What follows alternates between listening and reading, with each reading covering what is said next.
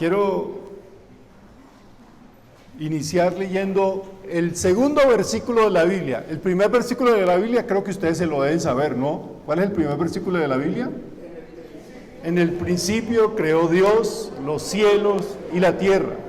Pero el segundo versículo de la Biblia, Génesis 1:2, dice así: la tierra estaba, ¿qué?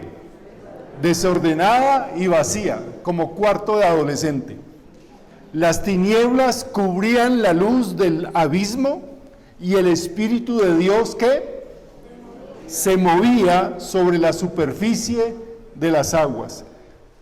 Yo no sé si ustedes lo notaron y les llama la atención, que en el segundo versículo de la Biblia mencione esta cualidad, esta característica de Dios, de nuestro Dios, que Dios, ¿qué? Se mueve, que Dios está en movimiento. Y la verdad de hoy, la verdad que quiero que quede en sus corazones hoy es la siguiente: somos una iglesia en movimiento, porque nuestro Dios es un Dios en movimiento, en constante movimiento. Y usted dirá, bueno, ¿y eso qué? Y eso tiene mucha importancia para nuestra fe, eso tiene mucha importancia para nuestra vida cotidiana, eso tiene mucha importancia para nosotros como seguidores de Jesús y tiene mucha importancia para nosotros como iglesia. Espero que todos tengan su guía de la enseñanza de hoy, si la tienen, porque aquí ustedes van a poder escribir algo de la enseñanza de hoy y van a poder llevarlo a su casa y recordarlo en forma fácil.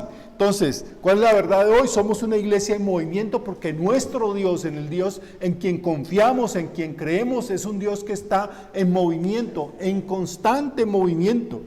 Seguir a Jesús es unirnos a una multitud, a esa multitud gigantesca que hace más de 2000 años está en movimiento, precisamente siguiendo a Jesús. Seguimos a Jesús, que sigue en movimiento, en constante movimiento.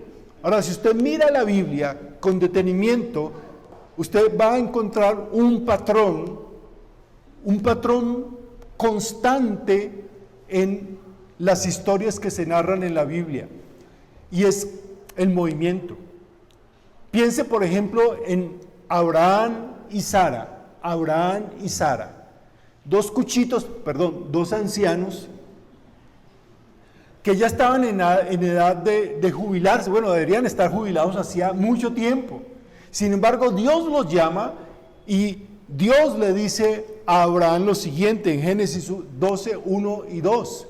Dice: deja tu tierra, tus parientes y la casa de tu padre para ir a la tierra que yo te voy a mostrar. Con tus descendientes voy a formar una gran nación. Mire, aún a una pareja de ancianos les dice que dejen la tierra donde han hecho su vida y han logrado una buena fortuna, porque Abraham era una persona, un comerciante acaudalado. Dice: dejen todo eso y váyanse a la tierra que yo les voy a mostrar. Y la única manera en que Dios les podía mostrar esa tierra era que Dios estuviese, ¿qué?, en movimiento con ellos, que fuese con ellos. Y Abraham y Sara aceptan el desafío y se unen al movimiento de Dios. Piensen en la historia de Moisés, otro cuchito, otro anciano, 80 años. Está viviendo lejos de Egipto, donde se crió, en la tierra de Madián. Y a los 80 años Dios se le aparece en forma de una zarza ardiente. Y le dice a Moisés Dios que vaya a la tierra de Egipto, pero esta vez va a ir como libertador de su pueblo. Y aunque debería estar ya en la edad de retiro, de pensionarse Moisés también, Moisés acepta el desafío y se une al movimiento de Dios para liberar a un pueblo esclavizado. También podría usted pensar en Isaías, cientos de años después, siglos después de Abraham y de Moisés. Isaías era un profeta que vivía en la capital de su nación, Jerusalén, y era parte del sacerdocio del templo de Jerusalén y vivía una vida cómoda en el templo de Jerusalén. Y allí tiene una visión de Dios y escucha a Dios preguntando: ¿a quién enviaremos y quién irá por nosotros? Isaías responde diciendo ¿qué? Heme aquí estoy yo, envíame a mí. Es decir, Isaías acepta el desafío de entrar en el movimiento de Dios. En el Antiguo Testamento, en todo el Antiguo Testamento vemos a Dios en movimiento. Pero especialmente quiero que noten esto para que sea lo primero que escriban allí en los 3 espacios que hay iniciales. En el Antiguo Testamento vemos a Dios en movimiento para hacer 3 cosas. La primera, para acompañar a su pueblo. La segunda, para proteger a su pueblo. Y la tercera, para guiar a su pueblo. Escríbalo, ahí está la proyección. Acompañar a su pueblo. Dios se mueve para acompañar a su pueblo. Dios se mueve para proteger a su pueblo y Dios se mueve para guiar a su pueblo. ¿Usted no le gustaría que Dios hiciera esas mismas 3 cosas en su vida? ¿No necesitamos nosotros esas mismas 3 cosas de un Dios que está en movimiento constante? Un Dios que se mueve para acompañarnos en estos tiempos tan difíciles. Dios nos acompaña porque es un Dios en movimiento. Dios se mueve para protegernos en estos tiempos tan peligrosos, de tanta inseguridad, de tanta incertidumbre. Nuestro Dios está en movimiento para protegernos, como nos ha protegido. Y nuestro Dios es un Dios que está en continuo movimiento para guiarnos, para guiarnos. ¿No necesita usted de vez en cuando la dirección de Dios, la guía de Dios? Así de vez en cuando. No, la necesitamos ¿qué? Constantemente. Y eso es lo que nos garantiza el hecho de saber que el Dios de la Biblia es un Dios en movimiento. Pero escuchen, eso es en el Antiguo Testamento.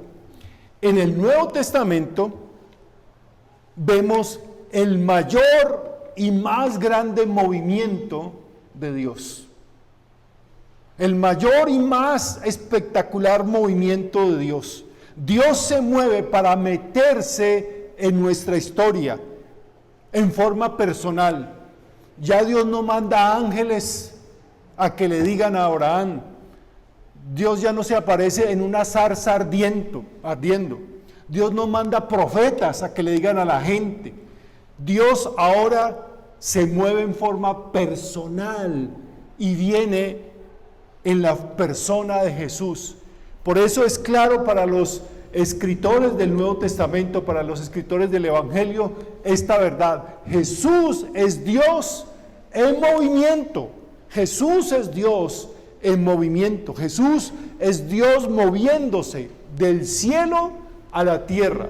Usted puede imaginarse cómo es moverse del cielo a la tierra. ¿Cuánto le costó a Dios moverse, trastearse del cielo a la tierra? Piense, y esto espero que no sea ofensivo, piense por un momento, una persona acaudalada, rica, que tiene toda su vida arreglada y solucionada, que no tiene problemas, que viva en un país maluco como Austria, en Viena, Austria, una ciudad hermosa, de las más hermosas del mundo, con la tranquilidad absoluta de que nadie se va a levantar a poner reggaetón a las 6 de la mañana al lado de su casa, como nos pasa a nosotros, a todo volumen. No, una ciudad hermosa, tranquila, todo limpio, todo ordenado. Y esa persona de un día a otro, de un día para otro, decide irse a vivir a Haití. Un país el más pobre de los países de América y de los más pobres del mundo. golpeado por terremotos, por violencia, por corrupción, por pobreza. ¿Cómo sería para una persona pasar de vivir de Viena a Austria a Haití? Un cambio tremendo, un movimiento tremendo. Ese movimiento solamente en pequeña escala se podría comparar al movimiento de Dios llegando del cielo a la tierra. Jesús es la evidencia que nuestro Dios no está sentado en un lejano trono, en un lejano castillo, en un lejano reino. ¿Cuántos de nosotros nos levantaron con la idea de que Dios estaba sentado por allá en un trono, que era un viejito barbadito, como calvito ya, como que caminaba ya como encorvadito, allá un Dios lejano? Pero Jesús es la garantía y la evidencia de que ese no es el Dios de la Biblia, de que el Dios de la Biblia no es un Dios lejano, ni desinteresado, ni despreocupado de nosotros, porque es un Dios que está en constante movimiento, y como está en constante movimiento, ese movimiento lo llevó a hacerse a nuestro lado, a venir a nuestro lado. Jesús nos demuestra lo cercano que está Dios de nosotros, de cada uno de nosotros, porque Dios es un Dios que se mueve, no es un Dios que hay que moverlo, perdón, no quiero ser ofensivo, simplemente descriptivo. Tal vez por esa razón de que la Biblia nos diga que Dios está en constante movimiento, es que la misma Biblia dice que Dios no autoriza que construyan imágenes de Él. ¿Se había puesto a pensar eso? Porque ¿qué es una imagen?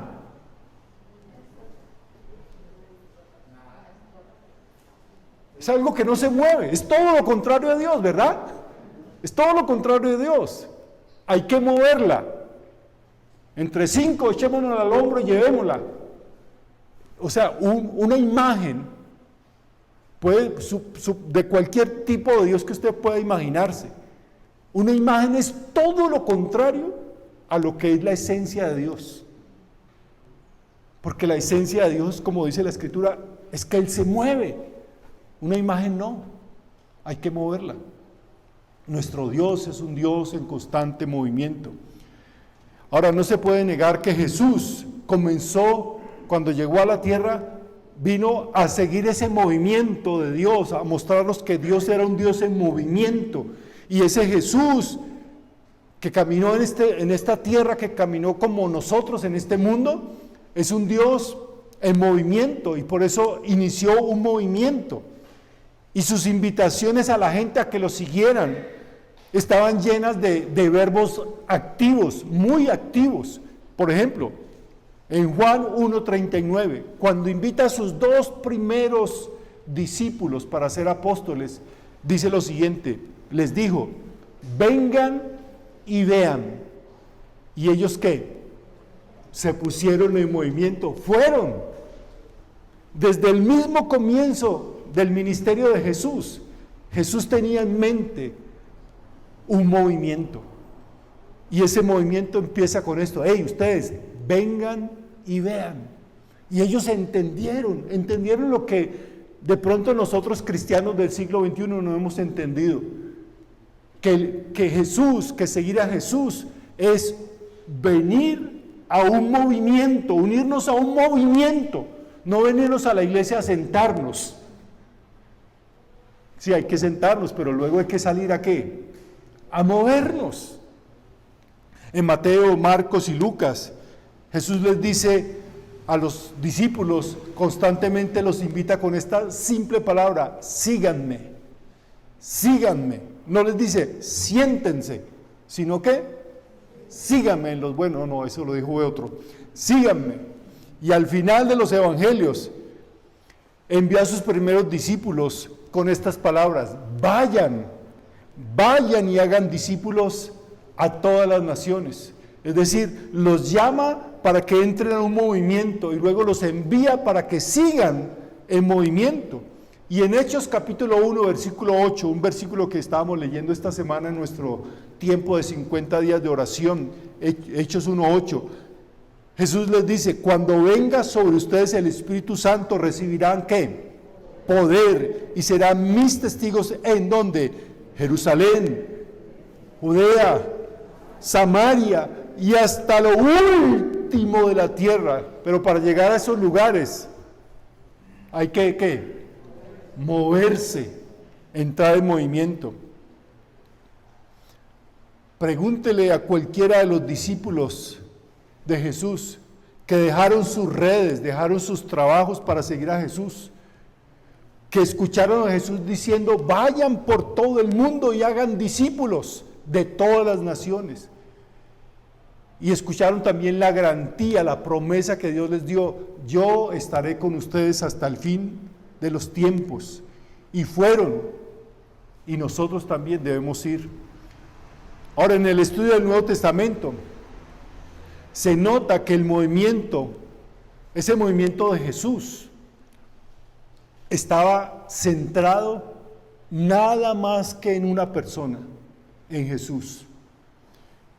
Por eso, si nos fijamos en el libro de los Hechos de los Apóstoles, en la Biblia, mucho antes de que al grupo de seguidores de Jesús los llamaran iglesia, o los llamaran cristianos, los llamaron ¿cómo? El camino. La gente del camino. Y no porque estuvieran sentados a la orilla de un camino, sino porque estaban ¿qué? Andando en ese camino, en movimiento en ese camino. Y como seguidores de Jesús y como iglesia de Cristo debemos estar en movimiento. Esta iglesia acaba de cumplir 49 años y estamos iniciando la celebración por todo un año de los 50 años de esta iglesia. Esta iglesia ha estado en movimiento y hasta nos ha movido el Señor con un terremoto. Nos hemos movido, pero necesitamos seguir en movimiento. La iglesia nunca, Jesús nunca pensó que la iglesia fuese un templo, un edificio, porque un edificio que no se mueve a no ser que sea un terremoto. La iglesia nunca es esto, un templo. La iglesia nunca fue pensada como una institución, una organización, una ONG, una entidad sin ánimo de lucro, una empresa, un negocio. La iglesia fue pensada para que fuese un movimiento. ¿El movimiento de quién? El movimiento de Jesús. El movimiento de Jesús. Y aquí estamos, moviéndonos por Jesús. Y lo único que nos debe mover es Jesús. Y la única razón por la cual usted y yo deberíamos estar acá es por Jesús. Como seguidores de Jesús y como iglesia, somos quienes continuamos ese movimiento iniciado por Jesús. Ahora, por eso debemos estar en movimiento, pero la pregunta sería, ¿cuál es el propósito de estar en movimiento? ¿Cuál es el propósito de movernos? ¿Para qué Dios quiere que nos movamos? Y la única respuesta que puedo darles es con una sola palabra, y es esta: avanzar. ¿Uno para qué se mueve? Para avanzar. Si Dios nos llama a movernos, si Dios nos llama a seguirlo, si Dios nos llama a dejarlo todo para seguirlo a Él, ¿es para qué? Avanzar. Avanzar en por lo menos 3 direcciones. Y ahí estoy ya otra vez en la guía de la enseñanza para que escriban las 3 direcciones por las cuales por lo menos debemos avanzar como seguidores de Jesús. La primera es avanzar hacia arriba. Avanzar hacia arriba. ¿Para qué avanzar hacia arriba? Por esto, para transformar nuestra relación con Dios. Dios espera que usted y yo nos movamos para que avancemos en primer lugar hacia arriba, para que logremos transformar nuestra relación con Dios. Una pregunta para que usted conteste ahí en su mente: ¿qué hará que nuestra relación con Dios no se estanque? ¿Qué se puede hacer para que su relación con Dios no se estanque, no se vuelva rutinaria, no se vuelva aburrida, como le pasa a muchos cristianos del siglo XXI, que dicen, no, pero es que mi vida cristiana se volvió rutinaria, aburrida, ir a la iglesia, cantar las canciones, oír un sermón, ahí uno medio se duerme. ¿Qué debe hacer uno para que su relación con Dios no se estanque, no se vuelva aburrida? ¿Qué hará que avancemos en nuestra relación con Dios? ¿Qué hará que nuestra relación con Dios se vuelva dinámica, plena y permanente? Alguien podría decir, compromiso, pastor, es que hay que estar comprometido. Otro podría decir, dedicación. Pero hay una cosa por encima y primero que todas esas, que son importantes, pero hay algo que está por encima y primero que todo. Y lo encontramos en las mismas palabras de Jesús, en Mateo capítulo 22, versículos 35 al 37. Uno de ellos, que era intérprete de la ley, para ponerlo a prueba, le preguntó, Maestro, ¿cuál es el gran mandamiento en la ley? Jesús le respondió, amarás al Señor tu Dios con todo tu corazón y con toda tu alma y con toda tu mente. Necesitamos avanzar en nuestra relación con Dios. Y Jesús dice que lo primero y más importante que debemos hacer para lograr avanzar es que amar a Dios. ¿Por encima de qué? De todo y de todos. La pregunta, ¿lo ama usted así? ¿Ama usted a Dios así? ¿Lo ama así? ¿Está logrando amar a Dios ahora mismo más que hace un mes, que hace 6 meses? ¿Ama más a Dios ahora que antes de la pandemia? Nuestra relación con Dios avanzará por amor. Muchos fundamentan su relación con Dios en el temor. No, hay que orar, hay que leer la Biblia, hay que portarse bien, hay que ir a la iglesia, hay que hacer tal y tales cosas para que Diosito no se enoje. Esas personas están fundamentando su relación con Dios en el temor. Y así no es. Jesús no dijo que el mandamiento más importante era tenerle miedo a Él. Otros fundamentan su relación con Dios, no en el temor, pero sí en el interés. Yo voy a la iglesia, yo oro, yo ofrendo, yo leo la Biblia para que Dios me bendiga. Porque yo he visto que la gente que se mete a la iglesia, Dios lo bendice, lo prospera. ¿Qué lo está moviendo? ¿El amor a Dios? El interés. Y Dios nos deja muy en claro, Jesús deja muy en claro que solo el amor a Dios hará que avance nuestra relación con Dios. La relación que usted deba tener con Dios o debe tener con Dios está fundamentada en el amor. Entonces lo primero es, muévase para que avance en su relación con Dios.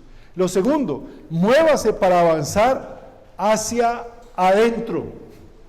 Avanzar hacia arriba y avanzar hacia adentro. ¿Por qué avanzar hacia adentro? Avanzar hacia adentro para transformar nuestra vida. Para transformar nuestra vida. El propósito de ponernos en movimiento y seguir a Jesús es lograr que nuestra vida sea transformada. Toda nuestra vida sea transformada. Para algunas personas que vienen a la iglesia, lo único que Dios ha hecho es que los hace levantarse el domingo en la mañana a venir a la iglesia.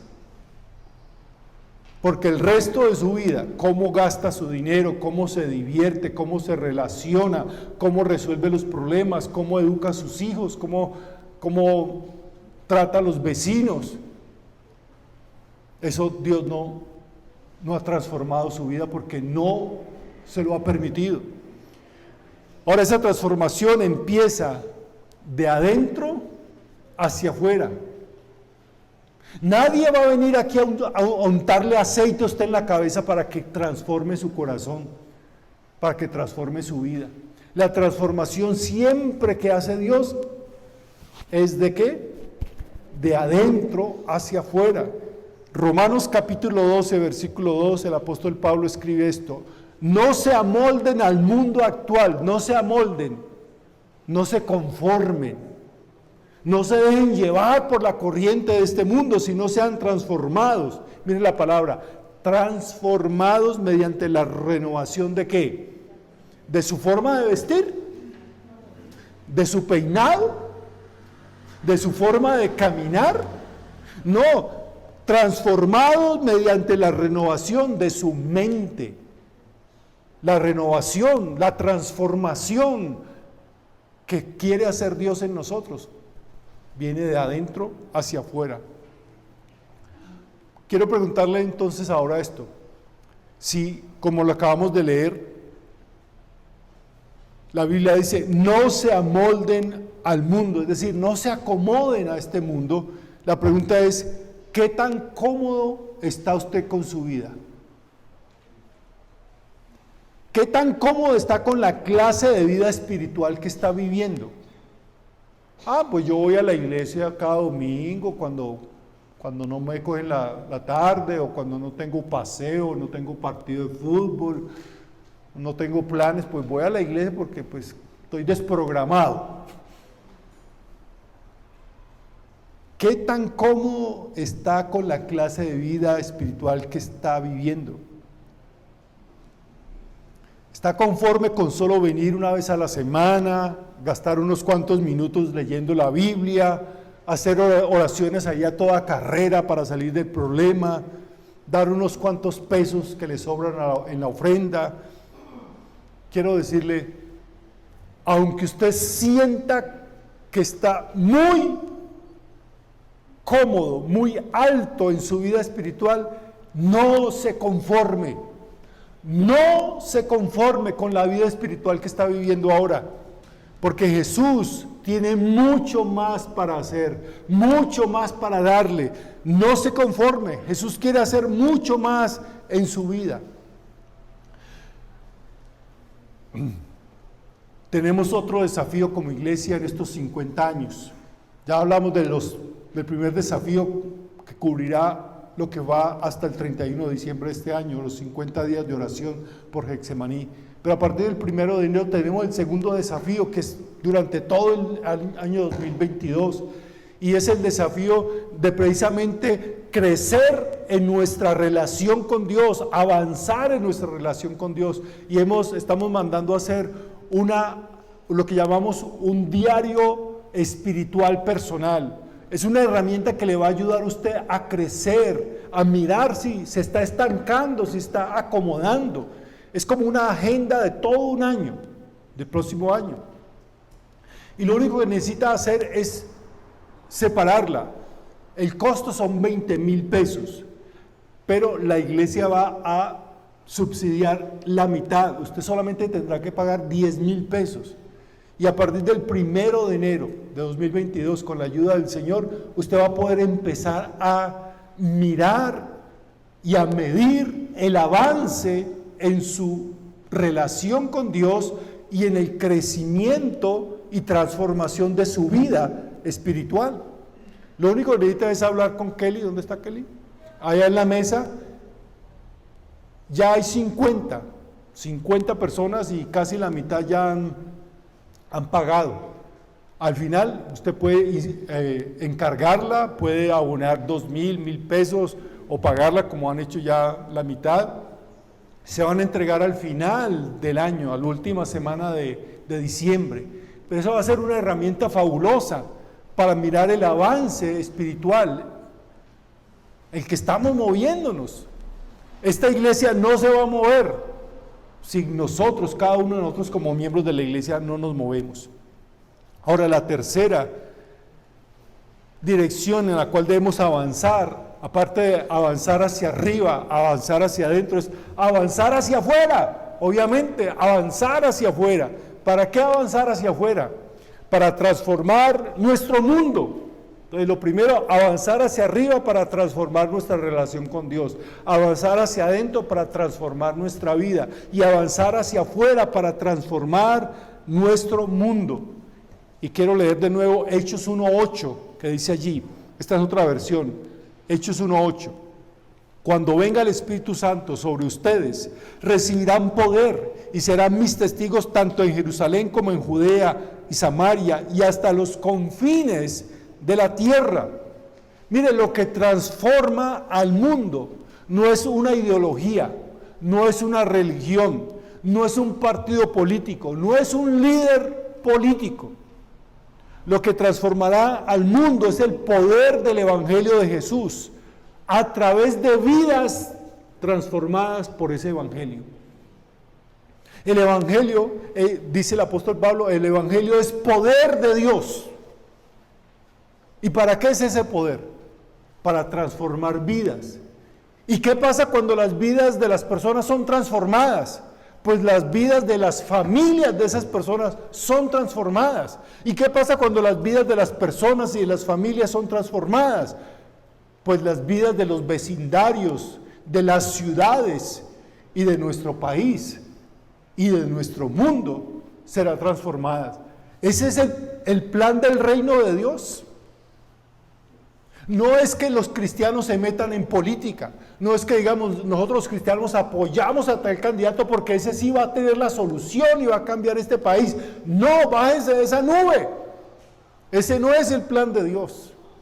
Ese es el plan de avivatos que aprovechan la religión para sus propios propósitos, olvidándose del propósito de Dios. Lo que transforma al mundo es el poder del Evangelio, que transforma vidas, transforma familias, comunidades, y debemos ser socios en el movimiento de Dios. Necesitamos personas decididas a vivir y dar testimonio del camino de Jesús, de que sí transforma nuestras vidas, que sí transforma nuestras vidas. Nosotros debemos mostrar que el Evangelio de Dios sí transforma y cambia las vidas de las personas, pero para poder mostrar eso, nuestras vidas deben haber cambiado. No podemos renovar la iglesia hasta que no dejemos de pensar en la iglesia como una institución y comencemos a pensar en nuestra iglesia, no como un templo, sino como lo que Jesús pensó que fuese, un movimiento, un movimiento. Y Jesús es quien guía ese movimiento. Por eso lo seguimos a Él. Espero que usted no siga a un pastor, espero que usted no siga una doctrina, una denominación, un grupo de doctrinas, por muy bonitas que sean, no van a cambiar la gente. Es Jesús en nosotros, en nuestras vidas transformadas, que hará que las demás personas digan, vea, vale la pena seguir a Jesús. Eso fue lo que pasó al comienzo en el libro de los Hechos de los Apóstoles. Cuando usted lee los primeros cristianos, ni siquiera tenían que hacer campañas evangelísticas, no tenían televisión, no tenían internet, no tenían micrófonos, no tenían luces, tenían el poder del Evangelio, el poder del Espíritu Santo. Y eso es suficiente, porque eso es lo único que transforma las vidas de las personas. Quiero terminar recordando, y les voy a cantar,